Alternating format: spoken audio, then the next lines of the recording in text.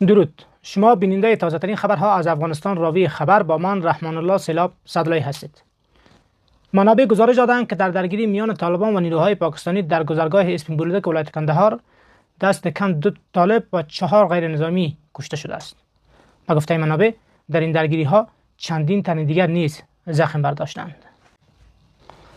نشست اخیر طالبان و پاکستان در استانبول برگزار شد، اما به دلیل اختلافات جدی میان دو طرف به نتیجه پایان یافت.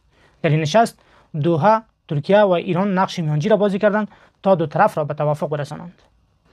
اما ذبیح الله مجاهد سخنگوی گروه طالبان اعلام کرد که گفتگوهای دو روزه به دلیل بی‌مسئولیتی و عدم همکاری اسلام آباد بدون نتیجه پایان یافت. منابع محلی گزارش دادند که امروز 16 قوس ساعت 9:40 صبح یک پهپاد ناشناس از سمت شرق وارد آسمان ولایت کاپیسا شده و در ولسوالی‌های حصه اول، حصه دوم ولایت کاپیسا و بخشی از ولسوالی سیدخیل ولایت پروان را گشتزنی کرده است. تا کنون دلیل پرواز این پهپاد، ماهیت و اینکه متعلق به کدام کشور است مشخص نشده است. پیش از این نیز ساکنان ولایت کابل از گشتزنی پهپادهای ناشناس در آسمان این ولایت خبر داده بودند. این بود خبرها تا این ساعت. با ما همراه باشید.